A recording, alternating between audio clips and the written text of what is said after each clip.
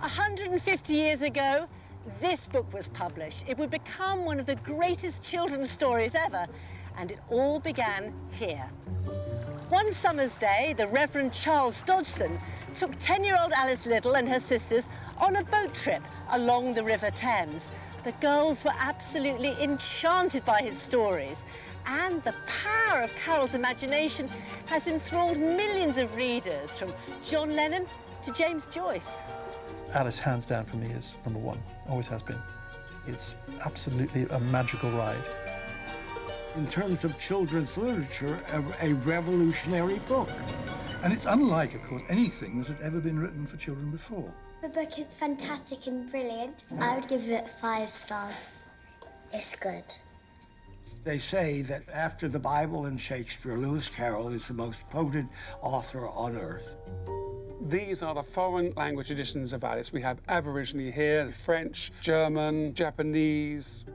Only a handful of people would have known at the time that Charles Dodgson, a maths don at Christ Church, Oxford, was also Lewis Carroll, and that the inspiration for the book was a real Alice, Alice Liddell, the Dean's daughter. For years, the relationship between Carroll and Alice Liddell has been the subject of speculation. I think he was in love with her, but I don't think he would have admitted that to himself. Carroll's reputation has also been dogged by questions about his child friends and the photographs he took of them. That is quite disturbing, It is, isn't it? That's a little girl in a very adult pose. And in the course of our research, we've uncovered new material that adds to this controversy. My gut instinct is it's by Lewis Carroll. What was really going on? Who knows? So what was it that led to the creation of Carroll's masterpiece, Alice's Adventures in Wonderland? And what are we to make of the controversies surrounding him? You probably recognise Christ Church as the dining hall at Hogwarts. And in fact, Lewis Carroll, who taught here, created the Harry Potter of his day. So how did this rather dry mathematics lecturer manage to create such a fantastical world? And what was the nature of his relationship with the real Alice?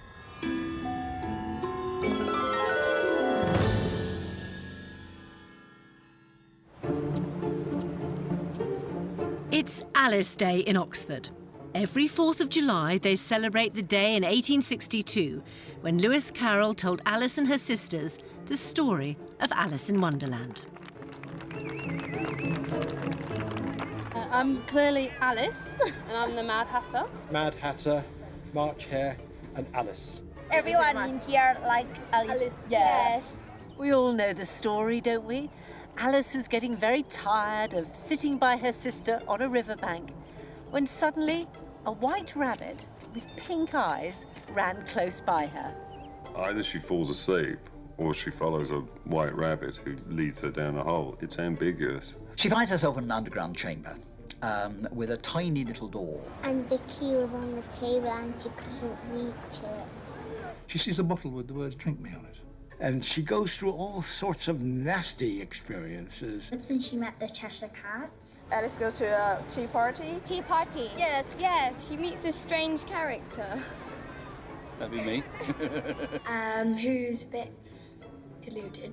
Alice got a bit stressed because they were being so mad. Then there is a weird game of croquet. The cards were like painting the roses red. 红桃皇后说砍了他们的头。 And eventually, Alice loses her temper. And she comes out at the end saying, "You're nothing but a pack of cards." Oh, don't ask me about Alice in Wonderland. I'm just here for the fun. I love this book. I always have. I was just captivated by Lewis Carroll's completely surreal imagination and transported off to Wonderland. I'm 57, and I first read the book when I was 7 years old, and I have read it every year at least once since then, so I've read it a minimum of 50 times. It's possible that my character Lyra is a sort of descendant of Alice in that she's a matter-of-fact child in a world of large and strange things she doesn't fully understand. So probably I stole that, yeah. So why has this book captivated children and adults, actually? for 150 years.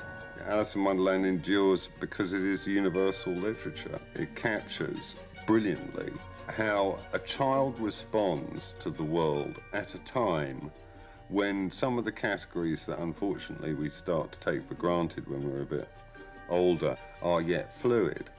So the barriers between dream and reality, all of these remain porous in Alice, and he grasps beautifully what the psychology of that situation is like.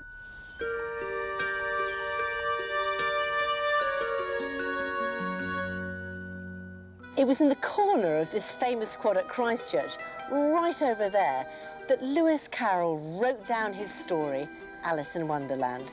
It's now actually an internet cafe for students. And over here was where Alice Liddell lived. She was the Dean's daughter and the inspiration for the book. Little did Alice know that the story would come to dominate her life. In 1932, as an old lady, she visited New York, where she was captured on film for the first time. It is a great honour and a great pleasure to have come over here. And I think now my adventures overseas will be almost as interesting as my adventures underground were. So how did those adventures come to be created? It really began here in Oxford when Lewis Carroll first met Alice Liddell. She was around 4 at the time. He was 24, a newly qualified maths dom. It was a relationship which seems unusual, to say the least, to modern eyes. He was dry, methodical, punctilious. Alice Liddell said that he looked as if he had a poker stuck up him. He was, so upright. Everything was, neat, fixed, orderly. I mean, it's hard not to think of him as someone who had a mild form of OCD. In those days, dons at Christchurch had to take holy orders, and they had to be celibate. So Charles Dodson became the Reverend Dodson, though he never converted to full priesthood. If he had become a full priest, he may be encouraged to take on a parish, and he would have found that pretty daunting. He had a speech impediment, and so reading a service was not easy for him. His mouth would open, but the words wouldn't come out. Carroll spent almost his entire adult life a bachelor don, behind the cloistered walls of Christchurch. And even though he wrote both the Alice books here, he kept his identity secret. He instructed the porters at Christchurch to return to sender any letters that came to Lewis Carroll. He also, though he was a very keen photographer, he didn't like being photographed himself, and that probably was because he didn't want people to recognise him in the street. He didn't want fans coming up to him. Carroll was more than a keen photographer. He was a pioneer of a new art form. He took hundreds of photographs of writers, friends, artists and celebrities. But one person stands out above all others. There is no photographic image of Alice which is not arresting, startling, like, the people who nowadays become supermodels, who the camera is in love with. It was when Lewis Carroll was working in the library at Christchurch that he first spotted Alice, playing with her sisters in the deanery next door. So this is his office when he was a sub-librarian. Right. As you can see, book lined, quite impressive, but even more serious impressive. leather tomes, yeah. No, even better than that, look, this is the view. Oh, that's a beautiful walled garden. So that is where he would almost certainly have first seen Alice. Alice Liddell for the very first time, because that's where the Liddles lived. That's where they lived, and that's where the girls were playing. Alice's father was appointed Dean of Christchurch, which at the time was the place to go. They were a glamorous family. They had parties, they had musical evenings, they were friends with royalty. Lewis Carroll was really drawn to all 3 little girls initially because they were all photogenic, charismatic, and upper class. He had just got his first camera, And the friendship developed really with him trying to get them to sit for photographs.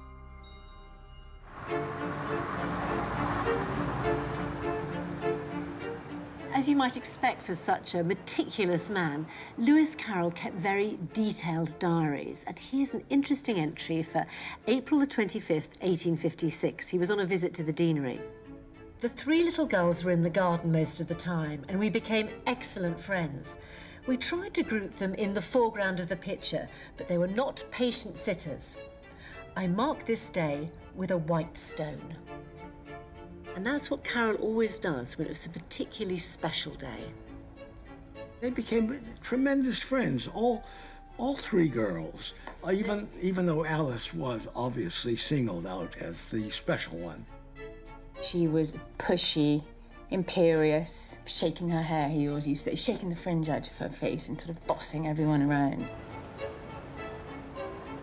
Under here is one of the original plates shot by Lewis Carroll. I'm going to be allowed to have a look, but obviously it's incredibly valuable and very delicate. Oh, when I put on the lights, I'll be able to see it. Oh, my goodness. This is fantastic. What I'm looking at is a negative, and here she is at around 6 years old. You get the sense of a rather strong personality, a self-possessed little girl. She was a beautiful child. She had an assurance that her sisters didn't, and her older sister in particular didn't like being photographed. She found it really self-conscious making, but you can imagine Alice loving it. He would go over to the deanery and entertain the children, and he would be in the nursery. The governess was probably there, and he would teach them magic tricks, and he would read stories to them. He would go almost every day, and of course he would have the girls to his rooms as well. Oh, he got really quite involved in their lives, and they went out on outings. It seems an almost continuous round of being with them. And then, as they got to an age where they could leave the confines of Christchurch, he organised boat trips. And so began one of the most famous boat trips in literary history, as Carroll and his friend Robinson Duckworth took Alice, Edith and Lorena Liddell up the River Thames to Godstow. Hi. Hi, Martha. Hi, Mark. Hi, Mark. Good to see you. This is Tom, who's going to... Hi, Tom. You're doing all the hard work, aren't you? That's it. Well, I'm very much looking forward to retracing the steps. And is this the same boatyard?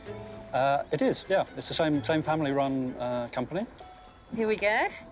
Well, I've managed the first stage. I haven't fallen in. Well, indeed. You're setting a very good precedent. It wasn't the first time that Carroll told them stories, by any means, but the crucial difference that day was that Alice, for whatever reason, pleaded with him to write the stories down. Alice asked him, tell me a story, tell me a story. And he would lean on his oars and go, no, not this time, next time. And the girls would say, it is next time now, tell me a story. So he unwillingly began on the story of Alice in Wonderland. He clearly was making it up as he went along. He had no notes, he hadn't planned it. He just started the story of Alice following a white rabbit down a rabbit hole. And we have her own account, don't we, of what happened that day here in the first biography of Lewis Carroll. And she says, I believe the story of Alice was told one summer afternoon when the sun was so burning that we'd landed in the meadows down the river, deserting the boat to take refuge in the only bit of shade to be found, which was under a new-made hayrick. The story Carroll told them wasn't all make-believe. It was also full of in-jokes and references to real places like this, the famous Treacle Well not far from the river. So it's a real place. Treacle Well is a real place. Exactly, here it is. Yep, yep. They must have loved it because it's a scene, isn't it, from the Mad Tea Party. And when he says, once upon a time there were three little girls, this is the Dormouse, and their names were Elsie, Lacey and Tilly, and they lived at the bottom of the well. That's code, isn't it? Indeed.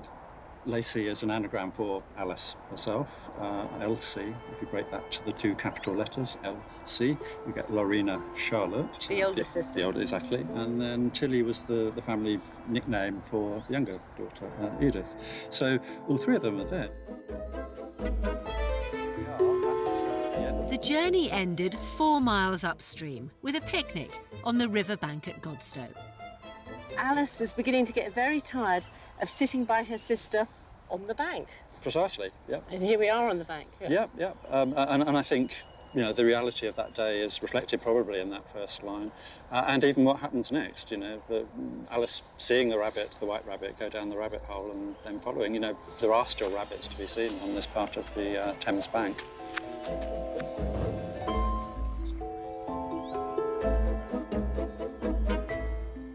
Here we have Lewis Carroll's own account of that famous golden afternoon on July 4th, 1862. Duckworth and I made an expedition up the river to Godstow with the three littles. Now, on the other page, he writes later and he says, on which occasion I told them the fairy tale of Alice's adventures underground, which I undertook to write out for Alice. She was the one who nagged him to tell the story. So in that sense, she was the crucial one. It took him, I think, a year or so, but eventually he did write it down for her and he presented it to her as a Christmas present. He had written it out by hand himself and then drawn all the pictures.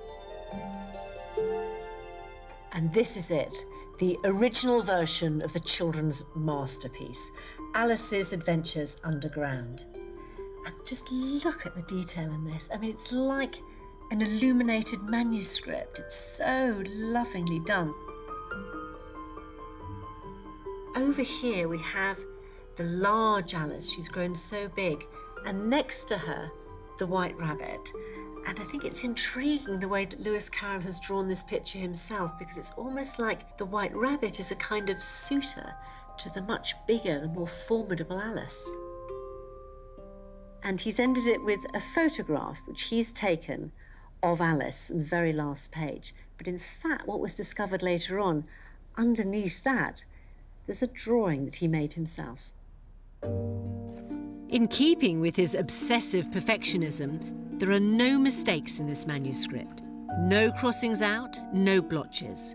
Carroll practiced his layout and his drawings in advance. Here you've got a real rabbit that he drew from a naturalist handbook.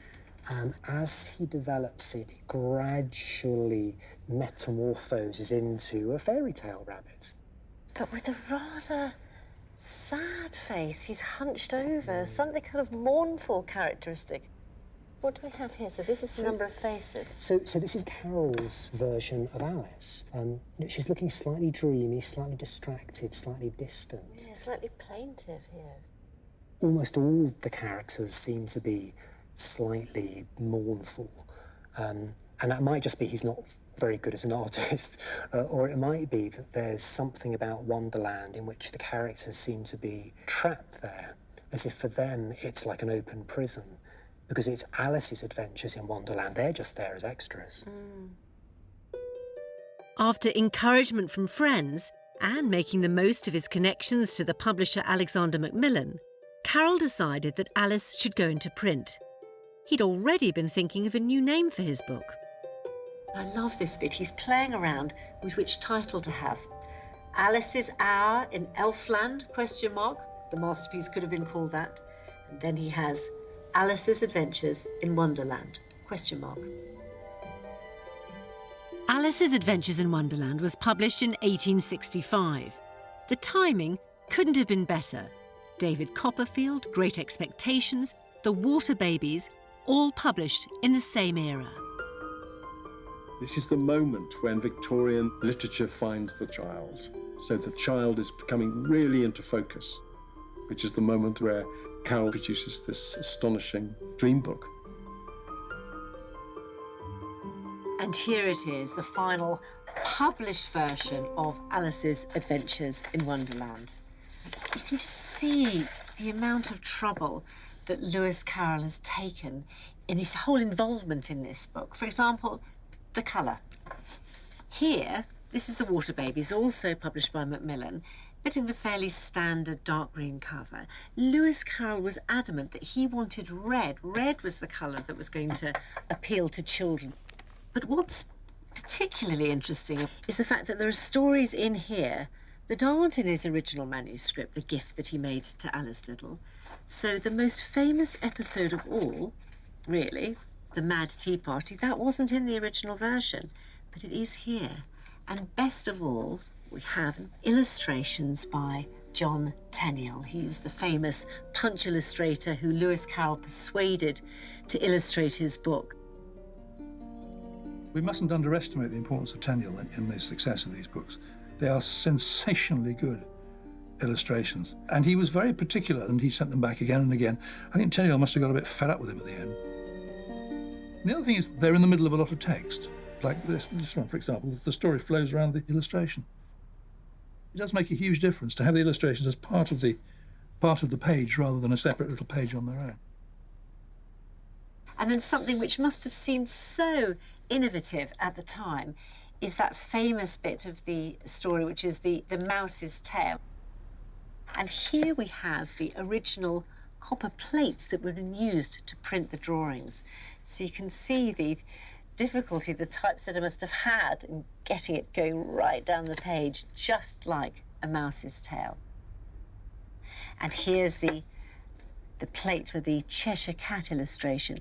And you can really see the kind of detail that John Tenniel used in order to produce one of the most famous images from Alice. Alice, the first female lead in children's literature and the most memorable. She's very self-confident, isn't she? She's wonderfully untroubled by the bizarre circumstances in which she finds herself. Alice is the voice of common sense. If you had a crazy character as the protagonist in a crazy world, where's the difference? Where's the story? She's quite feisty, she's quite funny. She challenges the creatures She all challenges, the time. and also she challenges everything that she's expected to obey in real life. In some other ways, she keeps her composure, and that makes her a very unusual heroine. What other child heroine from the 19th century is like that? Jane Eyre? Not many. It's hard to appreciate just how revolutionary a book Alice in Wonderland was. Completely. This is an example of the sort of thing that was popular before. This is the history of the Fairchild family. No pictures, there are some conversations, but mostly of the finger-wagging variety. And there's one episode near the beginning which is notorious. The father notices the children have been quarrelling, and to show them they shouldn't quarrel, what does he do? Take their toys away? No. Send them to bed without any supper? No. He takes them to a gallows to see an executed criminal who's rotting in his chains. Well, one of the things that I really like about Carroll's book is the way that it's rather subversive about those sort of preachy books. So there's a fantastic bit here where Alice is trying to decide whether to drink that famous bottle, and she says she wanted to see whether it's marked poison or not, for she had read several nice little histories about children who got burnt and eaten up by wild beasts and many other unpleasant things, all because they would not remember the simple rules their friends had taught them, such as a red-hot poker will burn you if you touch it, you know. Yeah. And yet she goes ahead and drinks it anyway. Yes. You know. She's a rebel. She is a rebel.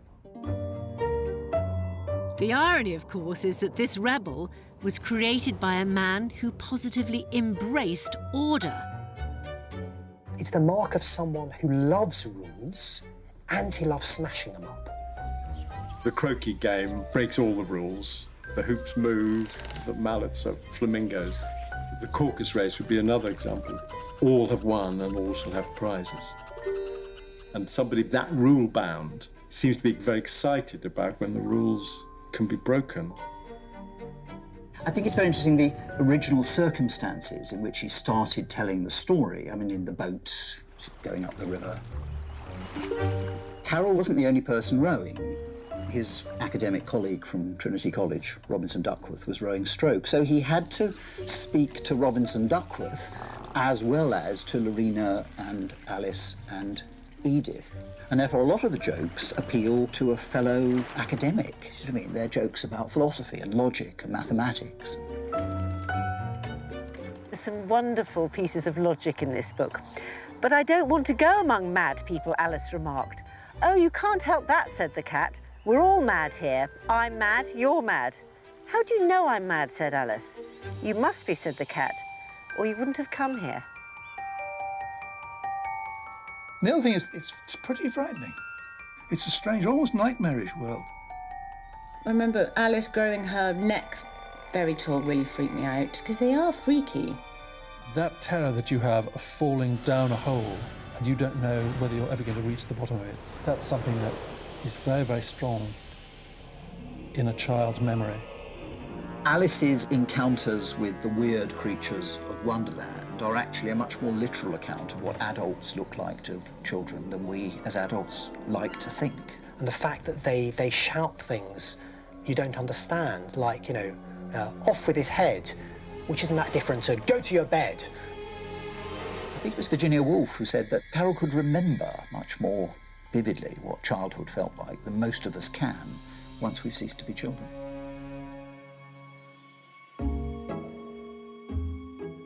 So are there clues in Carroll's own childhood that help us to understand this special empathy with children?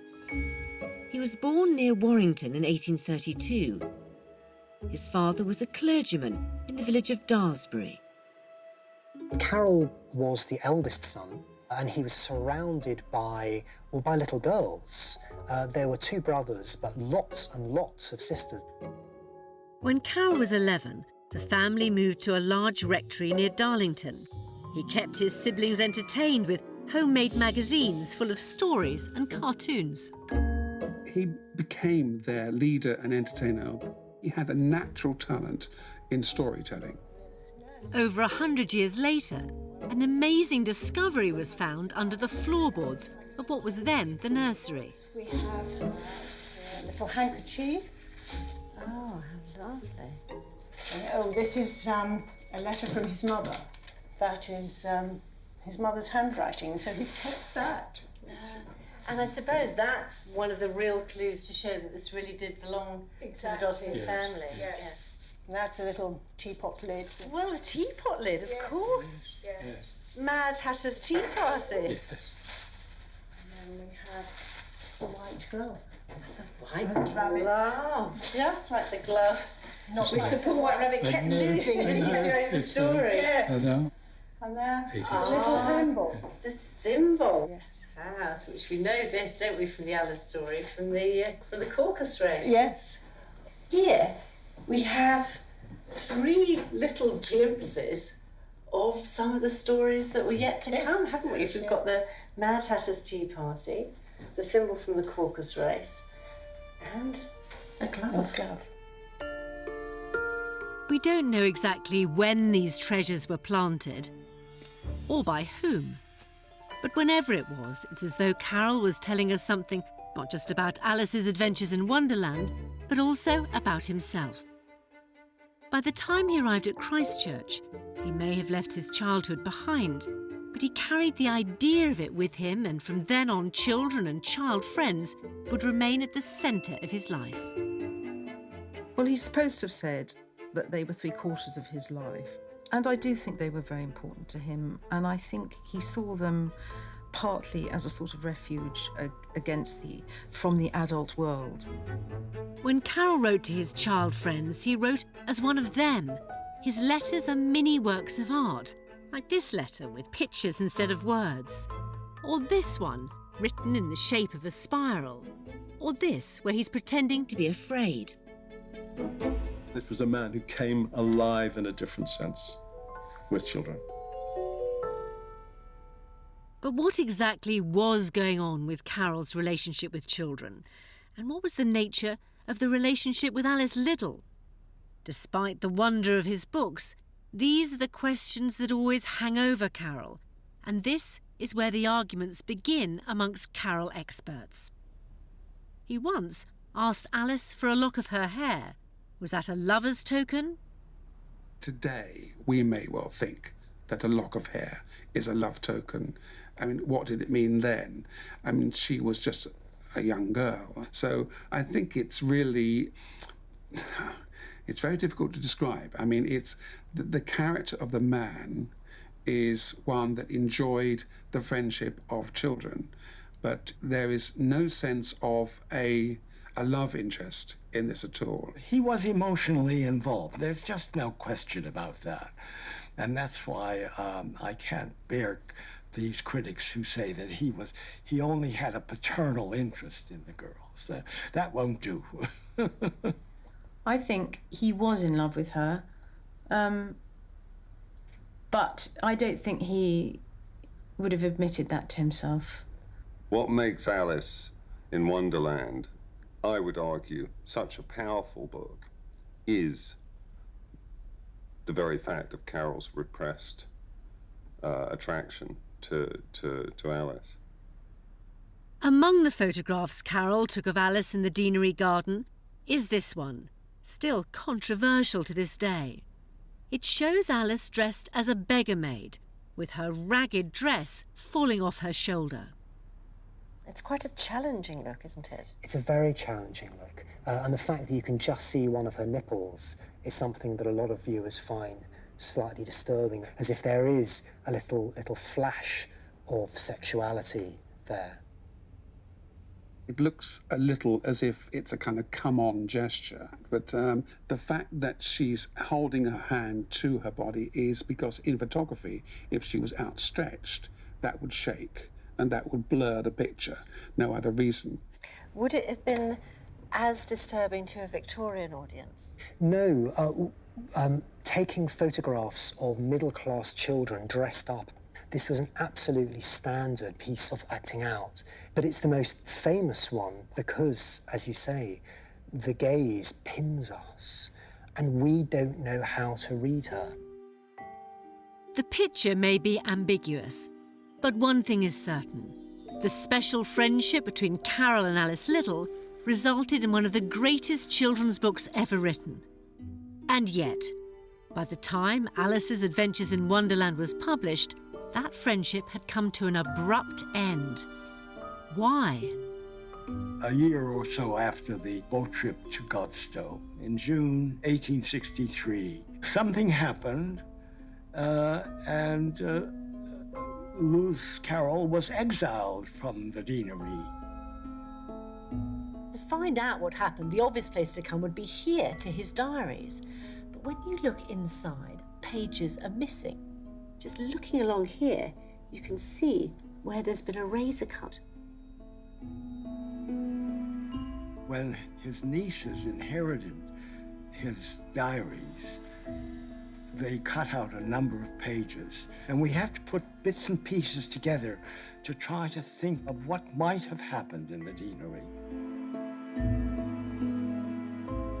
For 5 months following this apparent rift, there's no mention of the little girls in the diaries at all, until we come to December the 5th, and there's a theatrical evening. At the very end of that day, Lewis Carroll writes, "Mrs. Little and the children were there, but I held aloof from them as I have been all this term." Held aloof, such an interesting phrase. What was really going on? It's my theory that Alice's mother was the cause of the split. Carroll's manner grew too affectionate to Alice.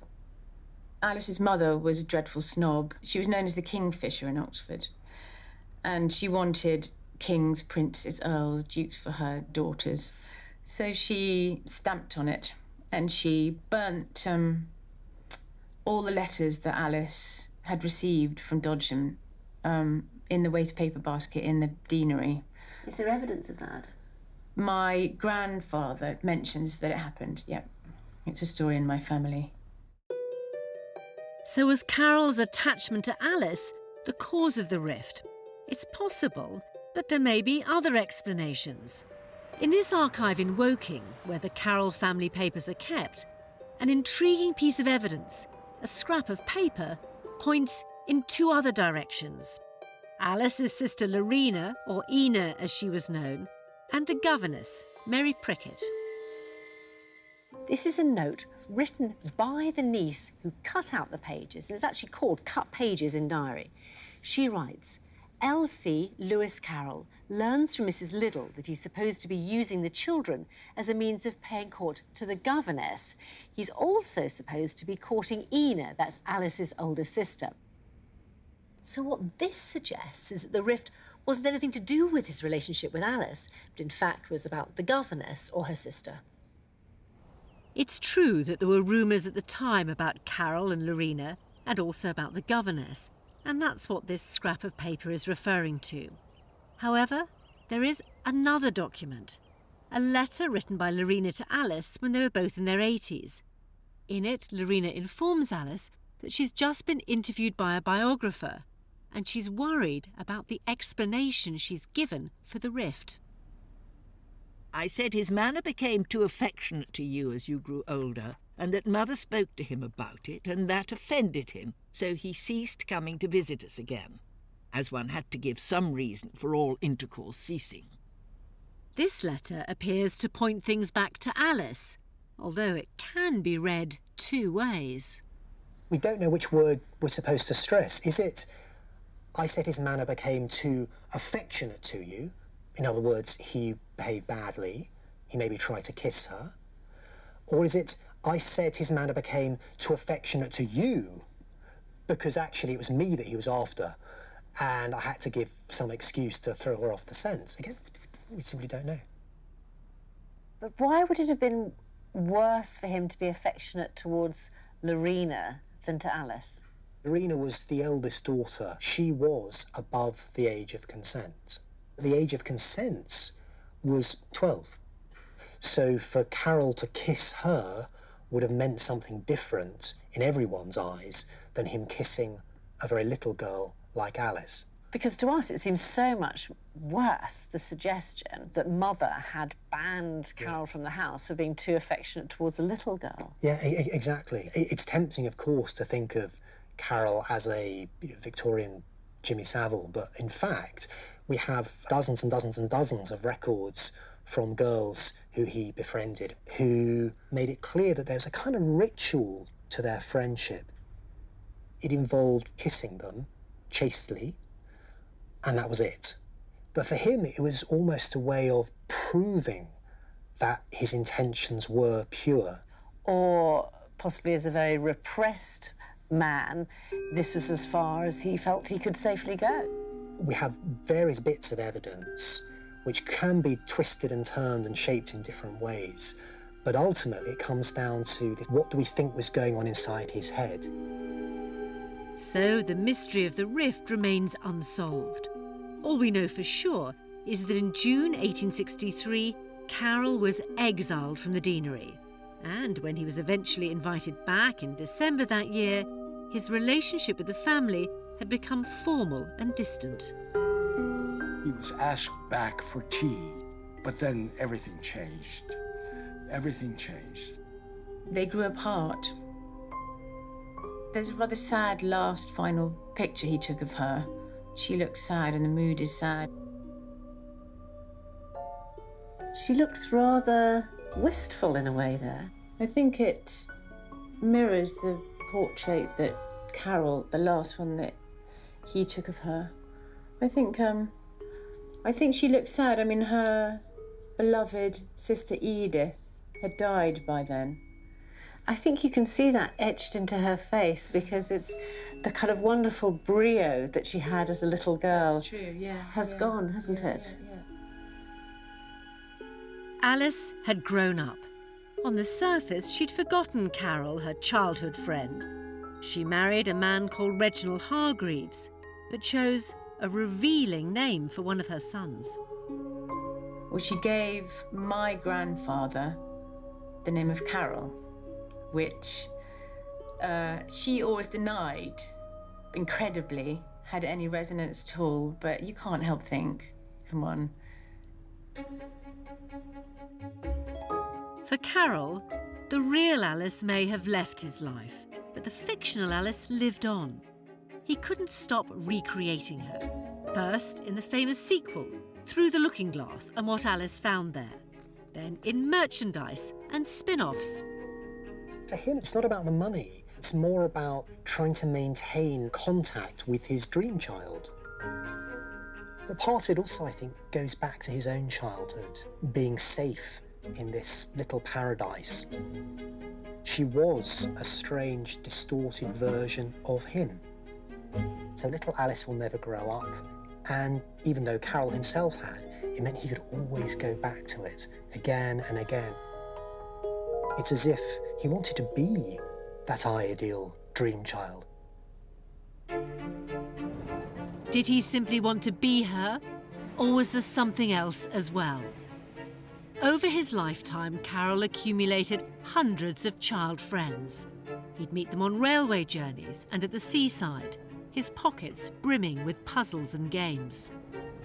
He basically picks them up.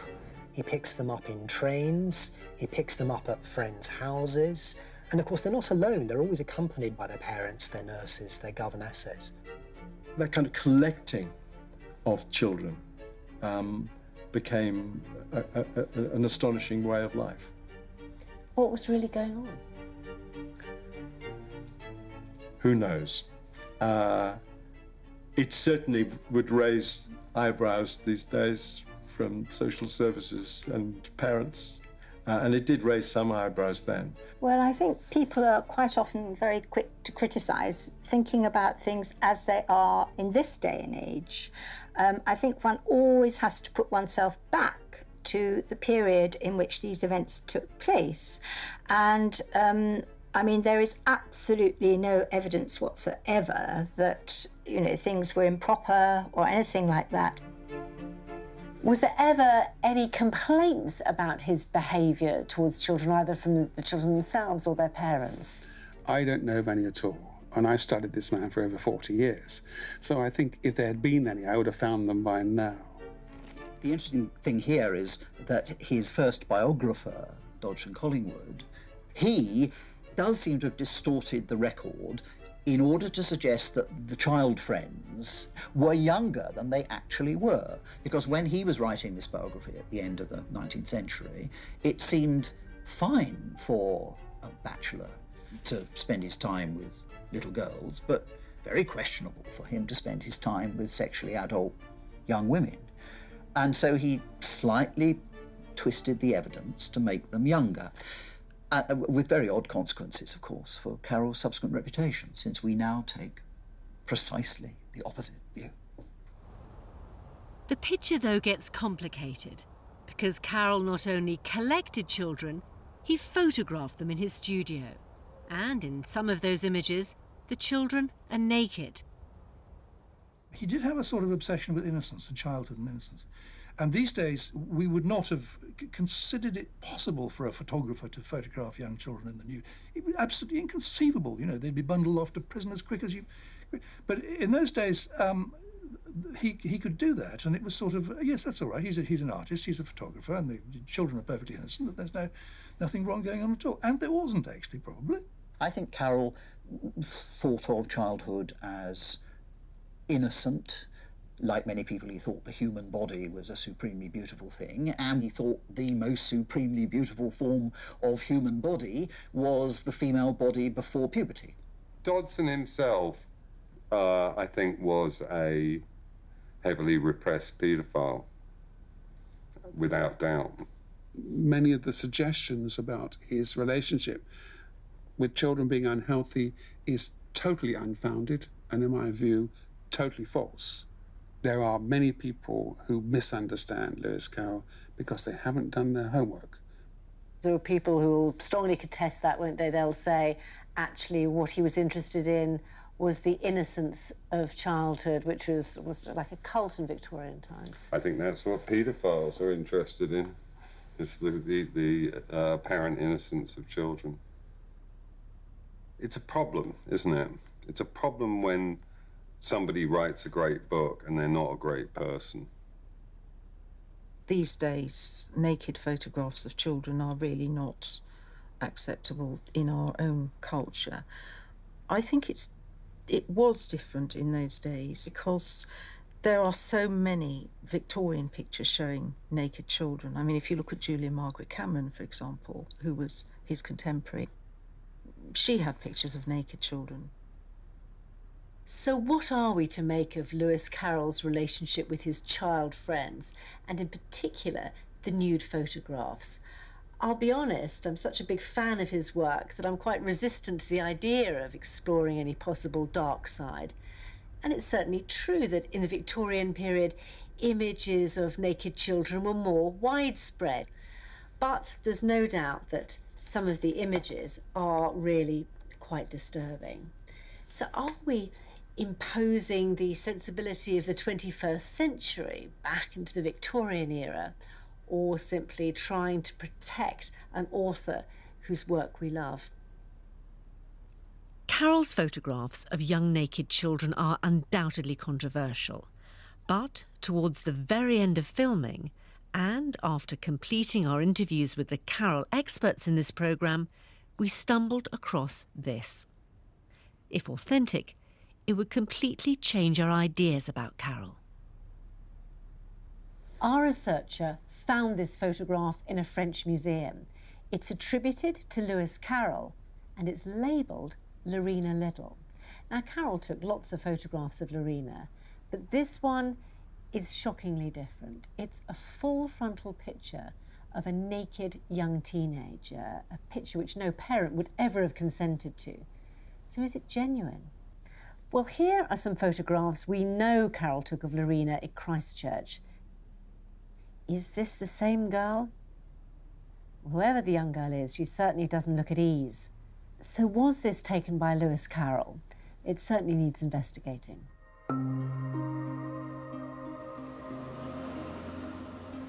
I didn't really expect that my adventures in search of Lewis Carroll would take me through a door marked French Riviera. And look, there may be no real way of discovering who took this photograph, or even if it really is of Lorena Little. But the image isn't allowed out of the country, so coming here to Marseille and subjecting it to expert tests may be the best way of discovering more clues. This isn't the first time the image has been examined. In 1993, the Carroll expert Edward Wakeling judged it to be inauthentic when he compared it to known Carroll photographs. But would subjecting the original to forensic tests suggest something different? Nicholas Burnett is a picture conservationist with specialist knowledge of 19th century photography. There is something quite strange, isn't it, about the pair of us looking back into the eyes of this girl. And it's a young girl, isn't it? A naked picture of a young girl. Yeah, absolutely.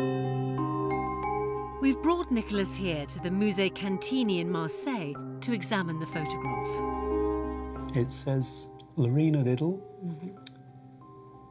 L. Carroll, Cole, M.C. So I think that's a dealer's inscription saying what it is and where it came from. Cole probably is short for collection. The Musée Cantini don't use the letters MC on their photographs, so we don't know what MC stands for. We do know that the photograph used to be held by the Gallery Texbron in Paris. After the death of the owners in 1986, it was donated here. But is it dated from the early 1860s, when Carroll was photographing the little girls? There's a lot of damage on the surface. There's a big crease up here. Corner's been torn off. There's some scratches. You can see the little brown spots on her face. It's a very slow-growing mould, very difficult to fake convincingly. It looks like it's got a very thin albumin coating. Albumin, of course, is egg white. So let's have a little peek there. Yep, that's very thin. That's what you'd expect from the 1850s, 1860s. So we can rule out a modern fake. So we've established that the photograph was taken around the same time that Carroll was seeing the Littles. What about the kind of camera being used for this? Well, he used an Otto Wills folding camera. It's the sort of camera that it would have been taken with. Two wooden boxes, one slightly smaller than the other, just sliding into each other. But was the photograph developed using the same method that Carroll used? This was called the wet collodion process, in which chemicals are poured over a glass negative. A little bit earlier than this, and it would have been from a paper negative, and then it wouldn't have been quite so crisp. This print has been printed from a wet collodion negative. So can you just, given what you've been looking at so far, can you sum up for us what we know and what we don't know about this photograph? Well, it's taken using a negative process that Carroll used. It's printed on the sort of paper that he used, about the right date, so far everything fits. We have an inscription on the old mount saying Lorena Liddell and L. Carroll, but is there anything on the back of the print itself? The way to find out is by thinning down the corners. Carroll began using his studio in 1863. He typically numbered his pictures, although some of the records for the early 1860s are missing. One would expect each print to be numbered, but this print has been cropped. The negative is larger than the photograph, right. So it's possible that it was there and it's been snipped off. Doesn't look like there's anything there. What does that mean, do you think? But the absence of one doesn't really prove anything because, as I say, it might have been trimmed off. Overall, we've put this photograph through a number of different tests and you've given us your scientific opinion about it all. What's your gut instinct? My gut instinct is it's by Lewis Carroll. Yeah. Why is that? Just everything about it, really. You know, that was so interesting because I'd half expected our expert to say, no, this couldn't possibly have been taken by Lewis Carroll, it was from the wrong period or was actually an out-and-out fake. But in fact, even though we didn't find an inscription by Lewis Carroll himself, we now know that it was developed using the same process as Carroll would have been used, a similar camera, and actually that it dates from the period when Lorena Liddell herself would have been a young teenager. Back in London, I'm on my way to see forensic imagery analyst David Anley. He works as an expert witness in court cases, and he's going to compare the characteristics in known photographs of Lorena at different ages with the photograph that we found. If we start with the eyebrows, now the image at the top here is of the older Lorena as an adult. The image in the middle is the younger Lorena, and the one at the bottom is the girl in your photograph. There are certain similarities. The line of the eyebrows is consistent, and there is a further consistency in their depth at various points. If we then go on to the eyes, you can see that there is a fairly hooded appearance, and this feature appears consistent both with the girl in the photograph and of Lorena.